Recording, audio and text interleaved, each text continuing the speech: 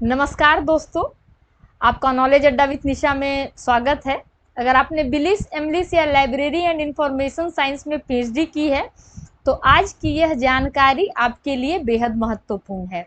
आप यहाँ देख सकते हैं, भारतीय सामाजिक विज्ञान अनुसंधान परिषद ICSSR नेस्डॉक न्यू दिल्ली ने लाइब्रेरी प्रोफेशनल ट्रेनी के कई पदों पर भर्ती यहाँ पर निकाली है। जैसा कि आप देख सकते हैं, यूजी ट्रेनी के लिए यहाँ पर नंबर ऑफ पोजीशन 4 पद पर वैकेंसी निकाला गया है, जिसका एजुकेशन क्वालिफिकेशन बिलिस है। यानी यूजी ट्रेनी के लिए आपके पास क्वालिफिकेशन क्या, बिलिस वाले भर सकते हैं फॉर्म को। मंथली आपको यहाँ 25,000 का स्टाइपेंड दिया जाएगा और अपर एज लिमिट है 30 ईयर्स। ठीक है, मैक्सिमम आप 30 साल तक के हैं तो फॉर्म को भर सकते हैं। उसके बाद पीजी ट्रेनी के लिए यहाँ पर 4 सीट है, जिसमें आपका मास्टर होना चाहिए, एमलिस होना चाहिए, एजुकेशन क्वालिफिकेशन। मंथली स्टाइपेंड यहाँ पर आपको 35,000 मिलेगा और मैक्सिमम एज 32 साल है। पीएचडी ट्रेनी के लिए यहाँ सीट 2 है, जिसमें आपका PhD in library and information science होना चाहिए। मंथली स्टाइपेंड यहाँ पर 45,000 का मिलेगा और 35 ईयर मैक्सिमम एज है। तो देख सकते हैं ये सुनहरा मौका है, क्योंकि लगभग जितने भी वैकेंसी आते हैं लाइब्रेरी से रिलेटेड उसमें एक्सपीरियंस मांगा जाता है। तो ये एक बहुत बेहतरीन मौका है आपका, भारतीय सामाजिक विज्ञान अनुसंधान की ओर से आपको मिला है। तो जो भी कैंडिडेट एलिजिबल है वो फॉर्म को बिल्कुल भरे। आगे यहाँ पर हम लोग देखते हैं जनरल टर्म एंड कंडीशन में क्या कुछ कह रहा है। जो यहाँ पर आपको पॉइंट 1 है, पॉइंट 1 में कह रहा है कि किसी भी मान्यता प्राप्त विश्वविद्यालय से आपका बिलिस, एमलिस या पीएचडी होना चाहिए। पॉइंट 2 जो है वो कह रहा है सिर्फ डिग्री होना काफ़ी नहीं है, उम्मीदवारों को निम्न चीज़ों का ज्ञान होना चाहिए, जिसमें आपका लाइब्रेरी ऑटोमेशन है, कोहा है, डिजिटल लाइब्रेरी है, डॉक्यूमेंटेशन है, डॉक्यूमेंटेशन वर्क है, कंप्यूटर एप्लीकेशन है और कम्युनिकेशन स्किल्स है। यानी प्रैक्टिकल स्किल्स का भी महत्व दिया जाएगा यहाँ पर। उसके बाद पॉइंट 3 क्या कह रहा है यहाँ पर, जिस कैटेगरी के लिए आवेदन कर रहे हैं उसे स्पष्ट में मेंशन करना है कि आप यूजी ट्रेनी के लिए या पीजी ट्रेनी, पीएचडी ट्रेनी, गलत कैटेगरी चुनने पर आवेदन प्रभावित हो सकता है। ठीक है, तो जो भी आप पोजीशन के लिए अप्लाई कर रहे हैं वो मेंशन होना चाहिए। पॉइंट 4 में यहाँ पर क्या कह रहा है, हायर क्वालिफिकेशन वाले लोअर कैटेगरी में भी आवेदन कर सकते हैं। एग्जाम्पल की अगर आप एमलिस के उम्मीदवार हैं, यूजी पोस्ट के लिए आवेदन कर सकता है। अगर कोई पीएचडी का उम्मीदवार है तो पीजी हो या यूजी पोस्ट के लिए वो अप्लाई कर सकता है, लेकिन उसी कैटेगरी का स्टाइपेंड मिलेगा, ये ध्यान रखने वाली बात है।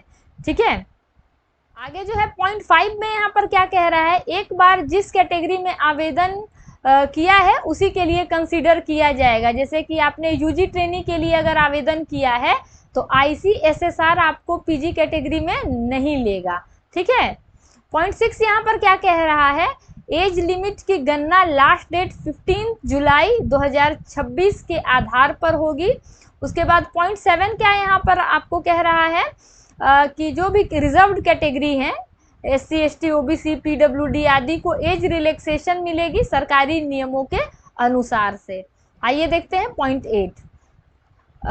सिलेक्शन केवल डिग्री के आधार पर नहीं होगा, जिसमें आपका निम्न चीज़ें देखी जाएगी, आपका एकेडमिक परफॉर्मेंस क्या है, रिलेवेंट स्किल्स क्या है, रिटन टेस्ट जो होगा या इंटरव्यू, कुछ भी अभी ये बताया नहीं गया है नोटिफिकेशन में, इसलिए रिटन टेस्ट होने की पूरी संभावनाएं है।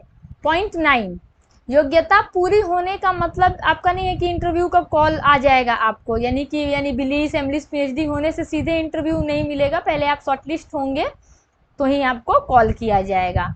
पॉइंट 10 यहाँ क्या कह रहा है कि ICSSR पहले कैंडिडेट को शॉर्टलिस्ट करेगा।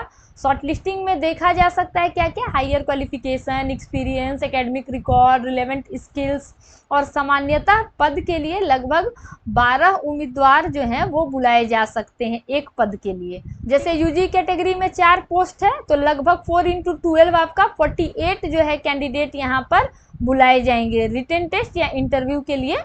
ठीक है, पॉइंट 11 क्या कह रहा है, यह परमानेंट जॉब नहीं है, शुरुआत में 1 साल की ट्रेनिंग होगी, परफॉर्मेंस अगर अच्छा रहा तो आगे भी बढ़ाया जा सकता है।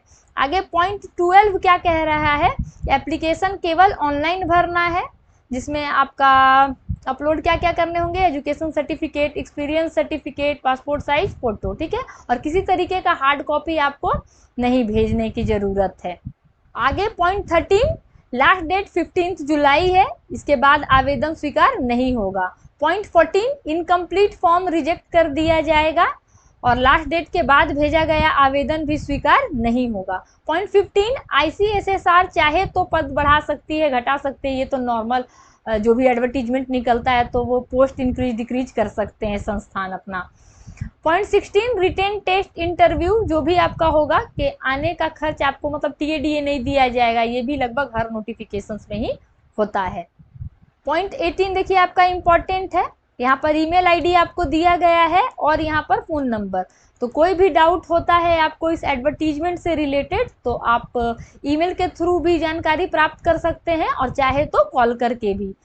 तो I hope term and conditions में जितने भी पॉइंट्स हैं आपको समझ में आ गए होंगे। तो मुझे नहीं लगता कि इस नोटिफिकेशन में आपको अब कोई भी कन्फ्यूजन है। तो जल्द से जल्द आप लोग फॉर्म को भरें और इसी तरह के लेटेस्ट अपडेट के लिए मेरे चैनल को फॉलो जरूर करें। मिलते हैं नेक्स्ट वीडियो में फिर कुछ नए जॉब अपडेट के साथ, तब तक के लिए बाय बाय।